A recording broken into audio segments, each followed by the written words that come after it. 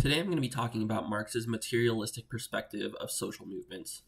Marx was born into a large middle-class to wealthy family, as his father was a lawyer and the mother, she was of the family that founded Philips Electronics. He was born in Prussia, where he lived until he left to study at the University of Bonn, and he avoided being drafted into the military due to a condition called weak chest. He was privately educated by his father until high school, and from then on he typically had very liberal teachers, their ideologies much like his father's. He then moved on to study at the University of Berlin, continuing his education in law. On the side, he got more into philosophy and writing, including both fiction and nonfiction writing. After graduating with his PhD, Marx became a journalist for a radical left-wing newspaper. It wasn't until living in Brussels that he produced The German Ideology in collaboration with Friedrich Engels, another far-left thinker. This is the text that laid out the theory of materialistic perspectives as we now know it. Marx states that social change occurs due to contradictions between the forces of production and the social relations of production. Lower-class workers become increasingly exploited and increasingly angry and lead them to take over the economy. This change is highly probable in the long run, however not inevitable according to his theory. Living in countries where far-left thought was looked down upon definitely pushed Marx to take a stance against those governments and side with the general people, regardless of his class.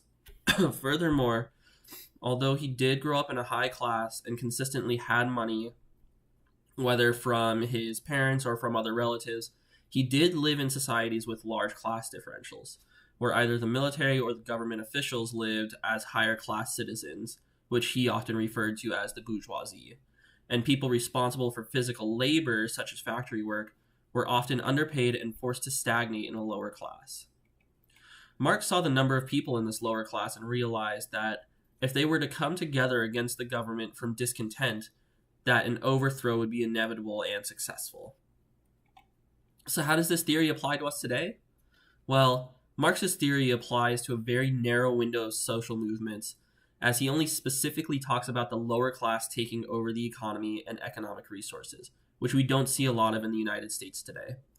This is because our government and society is set up such that the lower classes of people cannot easily partake in any such revolution.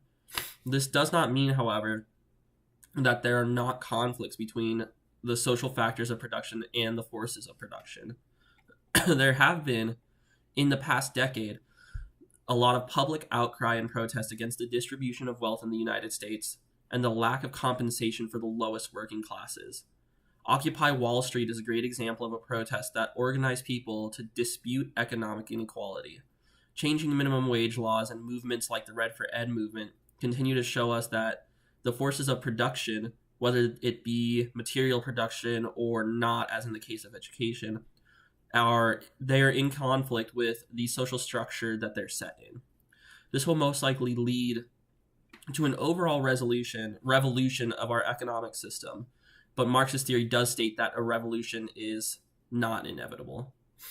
Regardless, Marx's theory does make sense for showing us that the forces of production must be satisfied with the social structure they are in, otherwise there will be strain and discontent on the overall system.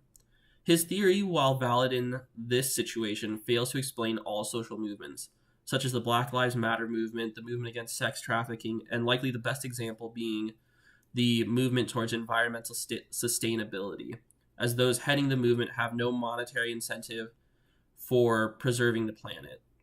Overall, Marx's theory does help us to analyze some social movements in our society, but it really is only good for those few cases.